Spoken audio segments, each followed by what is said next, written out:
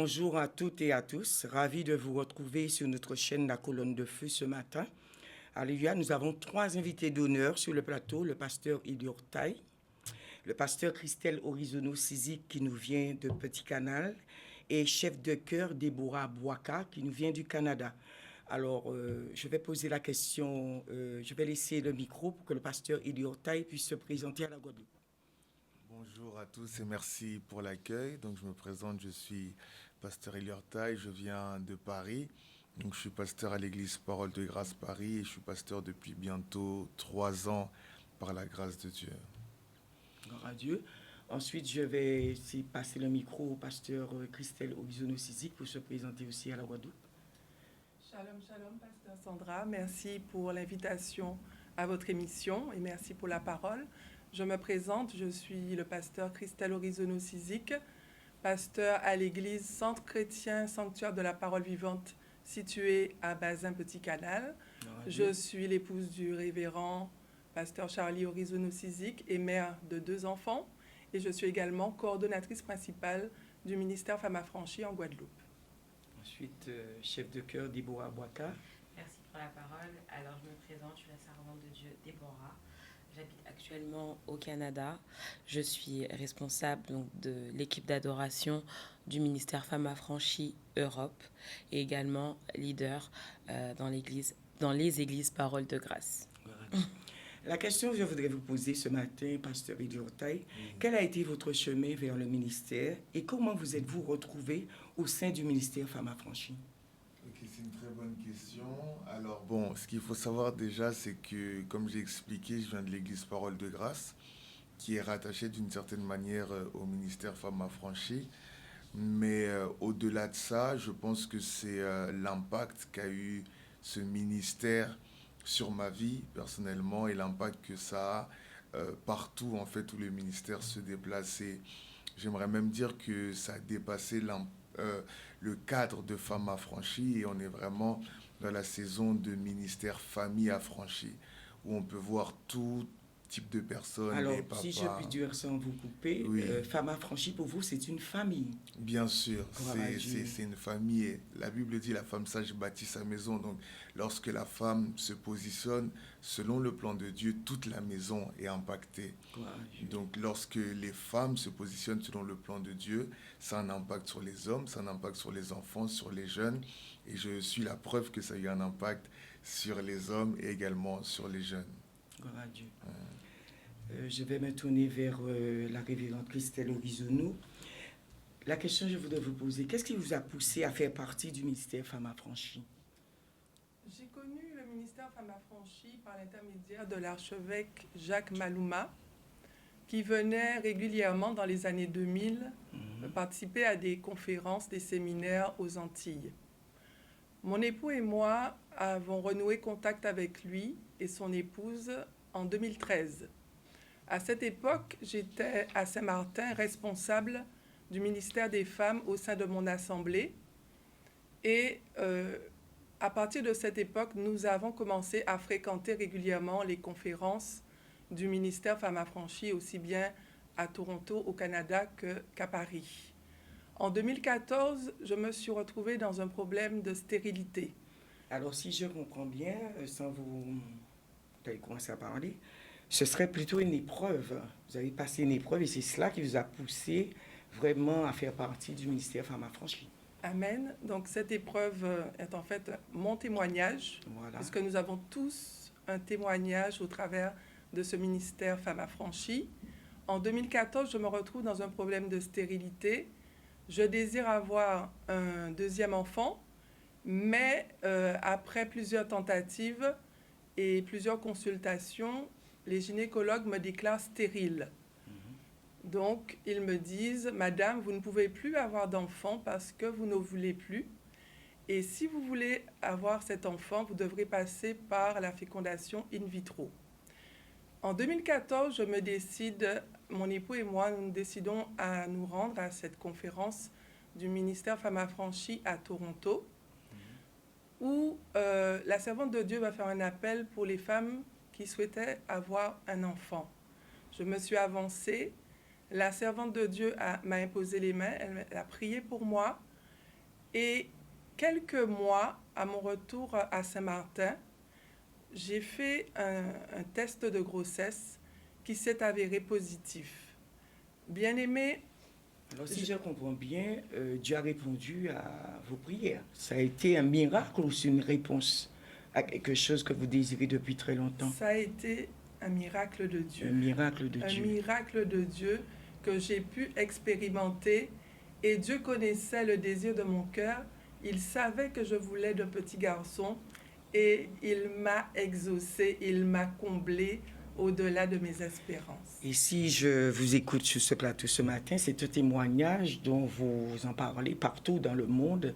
Et à travers de ce témoignage, ça impacte des générations, si je comprends. Amen, amen, amen. J'encourage vraiment tous ceux qui ont des problèmes, que ce soit de stérilité, que ce soit de maladie, que ce soit des problèmes de délivrance, à venir assister aux conférences du ministère Femmes Affranchies, Gloire à Dieu. parce qu'il y a vraiment un impact sur notre vie. Nous ne repartons pas tel que nous sommes venus. Nous avons un témoignage. La question que je voulais vous poser, ça fait quelques années aussi, je suis Femme Affranchie. Je me rends compte que c'est un ministère de feu, un ministère de puissance, qui est dirigé par l'archevêque Béatrice Maloma. Et je regarde, hein, il y a des témoignages, il y a des miracles, il y a des choses extraordinaires que le Seigneur fait. Et vous êtes en Guadeloupe aujourd'hui pour vous représenter tous le ministère Femmes Affranchies. Qu'est-ce que vous voudriez vraiment dire à la Guadeloupe par rapport à ce ministère? Je vais poser la question au pasteur Élior Taille. Alors, pour répondre à cette question, je dirais que notre présence ici en Guadeloupe n'est pas le fruit du hasard. Effectivement, c'est un ministère de feu, mais c'est un ministère qui est conduit. C'est comme la colonne de feu, en fait. On suit le mouvement de l'esprit. Gloire à Dieu. Et vraiment, le fait d'être là, c'est parce que le Seigneur nous envoie ici. Et à chaque fois que le Seigneur envoie ses serviteurs sur un territoire, c'est parce qu'il a entendu les cris d'un peuple. Et donc, je pense que si on est là, c'est pour répondre aux cris de plusieurs. Il y a des cris que les gens peuvent manifester de manière visible, mais il y a beaucoup de cris intérieurs dans les cœurs. Les gens portent des fardeaux, ils souffrent, ils ont des situations. Et je pense que c'est un temps de visitation. Même lorsqu'on regarde la Bible, Jésus visitait. Il allait de lieu en lieu. Il passait. Et c'était aux gens d'avoir le discernement, la sensibilité et la foi pour pouvoir se connecter au mouvement. Alors, c'est le temps de visitation de la Guadeloupe, Exactement. si je puis dire. Exactement. Gloire à C'est Dieu. vraiment un temps de visitation où il faut discerner. Il faut comprendre que là, il y a quelque chose qui se passe. Dieu veut faire quelque chose et Dieu veut utiliser cette conférence pour pouvoir répondre à des besoins. Donc, je pense que c'est vraiment pas le fruit du hasard. Donc, vraiment, pour tous les habitants de la Guadeloupe et même des îles voisines, je nous encourage vraiment à faire le déplacement parce que nous sommes en mission. Nous venons de la part du Seigneur. Gloire à Dieu. Le thème même, c'est le ciel ouvert. Exactement. Alors, si je comprends bien, le ciel est ouvert sur la Guadeloupe en ce moment même. La conférence démarre jeudi jusqu'à samedi. Le ciel ouvert, qu'est-ce que vous voulez dire par là, le ciel ouvert? Quelqu'un qui vous écoute, qui se dit, bon, le ciel ouvert, c'est quoi? C'est une très bonne question. Le ciel ouvert, ça signifie beaucoup de choses. Bon, premièrement, je dirais que ça signifie la faveur de Dieu, c'est-à-dire que lorsque le ciel est ouvert, en fait, la communication entre le trône de Dieu et le peuple qui est sur la terre est facilitée. Il n'y a pas d'interférence et Dieu peut répandre ses bénédictions, Dieu peut répandre sa pluie, Dieu peut visiter en fait un territoire lorsque le ciel du territoire est ouvert. Et on voit que lorsque le ciel est fermé, il y a des conséquences à tous les niveaux, spirituels, mais aussi social, économique. Gloire à Dieu pour le pays. Exactement. Lorsqu'on parle d'un ciel ouvert, on le voit même dans la Bible. Lorsque Élie avait prié que le ciel était fermé, il y avait même une sécheresse économique, un déséquilibre sur le territoire. Mais lorsque le ciel s'est ouvert, la pluie est tombée et la Bible dit la terre produisit son fruit. Ça veut dire qu'il y a des choses qui sont en Guadeloupe, tant économiques que sociales que spirituelles, qui doivent sortir de terre, qui doivent émerger. Et pour ça, il faut que le ciel s'ouvre, que la pluie descende pour qu'on puisse voir le vrai potentiel de la Guadeloupe. Gloire à Dieu. Ce que je voudrais dire aussi ce matin aux Guadeloupéens, si le ciel est ouvert sur la Guadeloupe, que les Guadeloupéens ne manquent pas cette conférence. Exactement. Amen. Je vais m'adresser maintenant à la chantre Deborah Boaka. La question que je vais vous poser, comment en tant que chante vous vous préparez en tant que chante lors des conférences? Comment vous préparez? Alors, c'est une bonne question. Oui. Parce qu'en général, on se demande comment les pasteurs, les orateurs peuvent se préparer. Mais il y a également une préparation pour les chantes, pour ceux qui conduisent l'adoration, car nous sommes également porteurs de la présence de Dieu. Et le Seigneur aime qu'on l'adore, l'Éternel aime l'adoration. C'est écrit dans la parole qu'il cherche des adorateurs qui l'adoreront en esprit et en vérité. Alors, il y a vraiment une grande préparation spirituelle avant chaque conférence. Expliquez-nous un petit peu. Alors, je dirais que exactement, il y a une préparation spirituelle à avoir. Et je dirais même que dans les temps dans lesquels on se trouve actuellement, la préparation, c'est tous les jours. C'est tout. La préparation spirituelle est tous les devenue jours. tous les jours parce qu'il n'y a plus le temps. Nous devons nous préparer chaque jour. Comme le pasteur Elior Taï l'a dit, nous sommes conduits, le ministère Femmes Affranchies est conduit. Donc aujourd'hui, on peut être en Guadeloupe. Demain, on peut visiter l'île de la Martinique. Après, demain, on peut visiter la Belgique, etc. Donc ça demande vraiment une préparation Alors, c'est spirituelle. qu'il y a une intimité, vous passez vraiment du temps dans une intimité avec le Seigneur avant de vous présenter devant le peuple. Qu'est-ce que vous pouvez dire aux chantes qui vous regardent, qui vous écoutent ce matin? Comment, par rapport à votre expérience, comment vous préparez, comment vous pouvez leur parler ce matin? Les chantes qui vous regardent. Alors, beaucoup de temps dans la présence de Dieu, beaucoup de temps d'intimité, beaucoup passé de temps dans le jeûne et dans la prière. Dans le jeûne. Dans le jeûne et dans la prière, wow. Exactement. On ne peut pas conduire l'adoration sans avoir cette sensibilité à l'esprit, au monde spirituel, parce que tout ce que nous faisons est spirituel. Amen. Et c'est un travail donc, qui est spirituel, donc vraiment beaucoup passer du temps dans la préparation spirituelle et également artistique, bien évidemment. En vous écoutant, je me rends compte que c'est un travail spirituel tout d'abord, avant d'être un travail qu'on voit sur Terre. Est-ce qu'un chant doit être vraiment à un niveau spirituel spécial, un niveau? Pardon? Est-ce qu'un chant doit vraiment être un niveau spirituel pour être chantre? Oui. Il y a quand même un minimum requis. Il y a un minimum. Pour pouvoir... Le standard est élevé ou... Ben, vous savez, nous, dans l'église, enfin, quelles que soient les églises, dans chaque culte, on est un peu le département qui pouvons avoir le même temps qu'un prédicateur. C'est-à-dire que lorsque nous montons sur l'autel, nous faisons vraiment un service. En fait, nous sommes... comme ce canal par lequel également la voix de Dieu veut parler, mais au travers de l'adoration.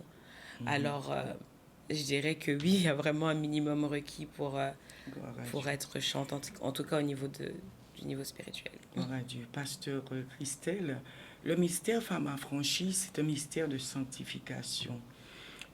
Qu'est-ce que vous entendez par la sanctification? Alors, le ministère Femmes Affranchies est né d'un désir d'encadrer les femmes dans la prière.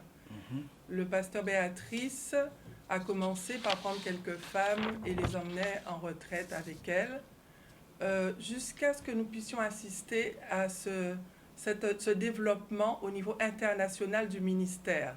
C'est un ministère de repentance et de sanctification qui est là pour préparer l'épouse au retour du Seigneur Jésus-Christ.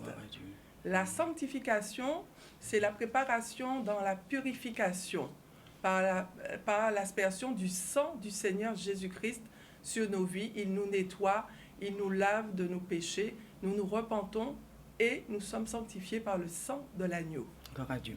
Pasteur Elior Taï, je vais parler aussi je reste toujours sur la sanctification. Qu'est-ce que vous voulez dire sur la sanctification?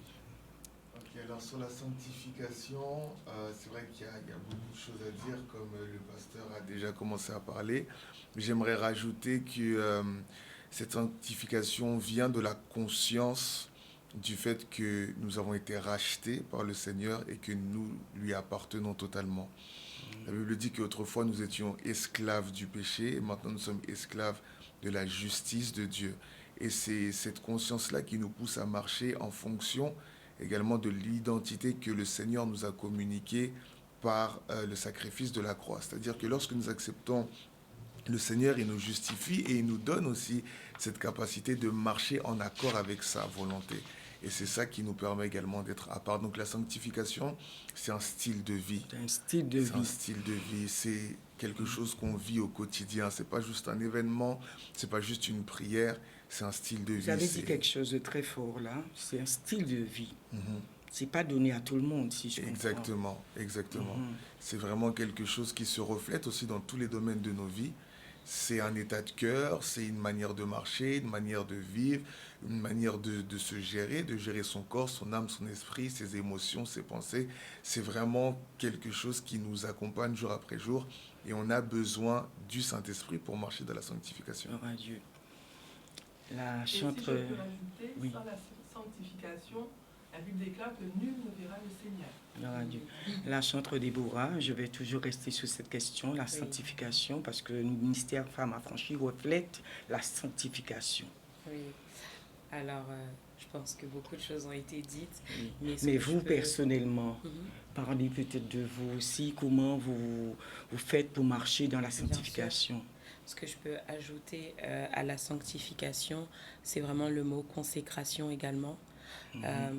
C'est vrai que la sanctification est un style de vie et c'est toujours, en général, la sanctification est accompagnée de la consécration. Donc c'est cette vie de se mettre à part pour le Seigneur, de marcher, mais pas comme les autres. Alors, je vais poser une autre question. Se mettre à part, quelqu'un qui vous regarde dit se mettre à part, comment je dois faire? Expliquez-nous un petit peu, comment se mettre à part? Alors, comment se mettre à part? Bon, déjà, il y a beaucoup d'exemples dans la Bible de personnes qui ont été mis à part. Alors, maintenant, en tant que jeune, comment se mettre à part? Passer beaucoup de temps dans la prière, le Seigneur donne des instructions, le Saint-Esprit donne des directives. Ça peut passer par l'alimentation, ça peut passer par le jeûne et la prière, des directives aujourd'hui de jeûner par exemple 40 jours. Alors, expliquez-nous, jeûner 40 jours, quelqu'un qui vous écoute dit jeûner 40 jours, mais comment je vais faire? Expliquez-nous un peu, 40 jours de jeûne. Des fois, je vous entends, 50 jours de jeûne. Expliquez-nous un peu. Alors, je dirais que c'est possible de jeûner 40 jours. C'est vraiment le Saint-Esprit qui... C'est possible, mais quelqu'un qui vous écoute dit, mais vous êtes habitué, mais pas moi. Alors, comment on peut aider cette personne? Ce que je peux conseiller quand même, c'est de s'attacher déjà à un groupe qui jeûne déjà pour être encouragé. Il faut être accompagné. Exactement. Ça, c'est bien. Ne pas, pour une première fois en tout cas, ne pas le faire seul. Gloire à Dieu. Être attaché, être avec des personnes qui ont ce feu et avec qui on pourra avoir ce feu. Voilà. Et il y a les lignes de prière du ministère Femmes Affranchies. Alors, la ligne de prière, si Maman Christelle peut en parler, s'il y a des gens qui veulent se connecter à cette ligne de prière. Alors, nous avons le ministère Femmes Affranchies qui organise des prières en ligne, aussi bien sur YouTube, sur Zoom. On peut se connecter sur la ligne de prière et être en accord avec le ministère en direct. Alors, les horaires pour la Guadeloupe, si quelqu'un veut se connecter, c'est vers quelle heure à peu près? En général, c'est les prières de midi. Midi pour la Guadeloupe ou midi au Canada? Nous avons le même horaire. D'accord, midi. Midi, 19h, minuit, cela dépend. Et actuellement, c'est une rotation de 24 heures de prière. Gloire à Dieu. Alors, nous avons aussi deux jeunes sur le plateau avec nous. Je vais leur passer la parole. S'ils veulent aussi parler aux jeunes qui les écoutent, qu'est-ce que vous pouvez dire aussi aux jeunes de la Guadeloupe qui vous regardent par rapport à cette conférence? On les voit, ne vous inquiétez pas. Les jeunes, je vous donne la parole.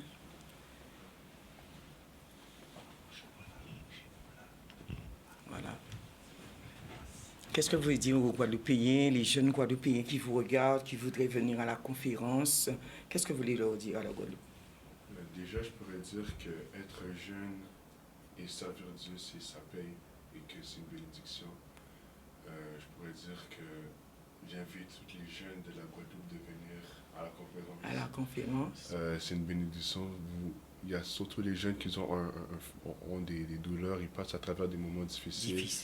Ils ne peuvent pas toujours communiquer ça avec des personnes. Mais je crois que le Seigneur connaît les cœurs de tout le monde et il sait quoi faire pour chaque personne. Parce qu'il y a beaucoup de jeunes en difficulté en Guadeloupe. Hein? Et quand je vous regarde, je vous ai vu arriver, j'ai dit, Seigneur, quelle grâce. Quelle grâce. Et ce serait bien aussi que les jeunes impactent les jeunes. C'est important. Ce que vous avez dit est très fort. Alors, je vais passer la parole aussi à votre ami à côté, s'il veut parler à la jeunesse guadeloupéenne. Oui, donc j'aimerais les inviter à passer un bon temps dans la présence de Dieu. C'est pas n'importe où qu'on peut passer du temps dans la présence réelle de Dieu, mais véritablement, elle sera là de jeudi à samedi à l'hôtel Salaco. Gloire à Dieu. Donc, j'invite la jeunesse à être là. Gloire à Dieu. Alors, je vais me retourner vers la révérende Christelle, que vous puissiez parler à la Guadeloupe pour l'invitation. Alléluia, pour inviter le peuple guadeloupéen à la conférence. Amen. Donc, nous avons cette conférence qui va se tenir sur 3 jours à l'hôtel Salaco, du 24 au 26 avril prochain. Donc, nous vous invitons nombreux à venir à cette conférence. Vous qui ne connaissez pas encore le Seigneur, vous avez besoin que le ciel soit ouvert sur votre vie. Et pour cela, vous devez entrer faire la connaissance de celui qui est descendu du ciel. Vous ne pouvez pas avoir le ciel ouvert sur votre vie sans rencontrer celui qui est descendu du ciel. Et lorsque vous faites cette rencontre personnelle avec lui, je vous assure que votre vie change, votre vie est transformée. Et vous qui connaissez déjà le Seigneur, je vous invite aussi à nous rejoindre à cette conférence. Si vous expérimentez la sécheresse dans un domaine de votre vie, venez vous unir à nous. Nous allons prier ensemble pour que le ciel s'ouvre et que la pluie de bénédiction, de grâce, que l'onction, la puissance de Dieu soit manifeste. Et je vous assure, bien-aimés, que cette conférence est entourée d'une grande bénédiction, puisqu'il s'agit de la conférence de prémices du ministère Femmes Affranchies. C'est la conférence qui va ouvrir la porte aux autres conférences du ministère Femmes Affranchies. Et Dieu accorde une grande bénédiction à ceux qui lui est offert en premier. La grâce, la prééminence, l'autorité, l'abondance. Alors venez, n'hésitez pas, rejoignez-nous durant ces 3 jours de conférence à l'hôtel Salaco. Merci beaucoup, pasteur. Le mot de la fin, moi je dirais, là où le ciel est ouvert, les anges de Dieu sont en mouvement. Et je vais passer le micro au pasteur Idiortaï pour le mot de la fin. Ok, merci beaucoup. En tout cas, je pense qu'il y a beaucoup de choses qui ont été dites et je crois que là, c'est plus le moment d'activer sa foi, d'activer sa soif et pourquoi pas même de mettre Dieu au défi. Le Dieu que nous servons est un Dieu qui répond réellement à la prière. C'est le même Dieu qui a répondu au prophète Élie et qui a fait descendre le feu. Et nous croyons vraiment, c'est pour ça que nous lançons l'invitation, c'est pour ça que nous prenons le risque de nous déplacer jusqu'ici, de venir jusqu'ici. C'est vraiment parce qu'on sait que Dieu répond à la prière. C'est parce que Dieu répond à la prière et que Dieu veut faire du bien à la Guadeloupe et aux Guadeloupéens. Donc ils sont tous les bienvenus, peu importe leur âge, leur condition sociale. C'est ouvert à tous, vous voyez, moi qui vous parle. Donc ne vous dites pas qu'il n'y aura que des femmes, il y aura des hommes, il y aura des jeunes. Dieu. Et ça va très très bien se passer, le Saint-Esprit sera au rendez-vous. Merci beaucoup, pasteur. La chantre Déborah, le mot de la fin. Alors, je vous invite à venir nombreux. On va passer des temps incroyables dans la louange, dans l'adoration. Et vous savez, l'adoration attire la présence de Dieu. Moi qui vous écoute de temps en temps, je suis ravie. Gloire à Dieu. L'adoration attire la présence de Dieu et rien n'est impossible dans la présence de Dieu.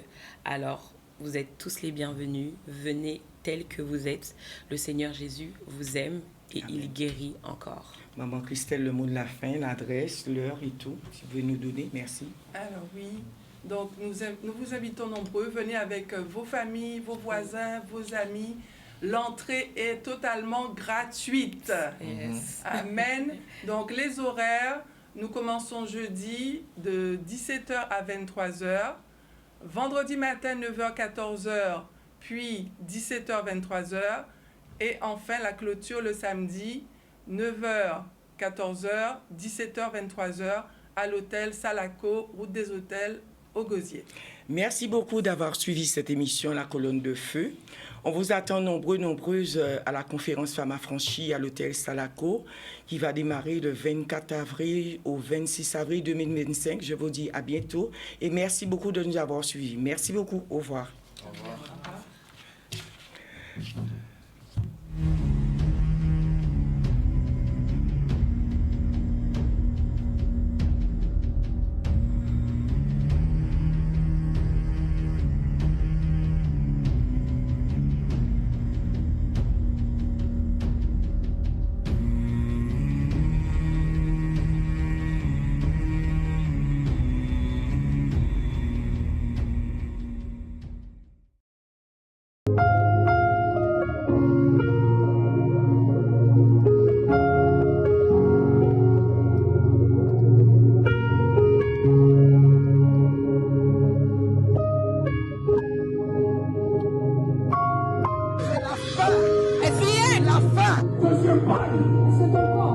Science. You had the awareness.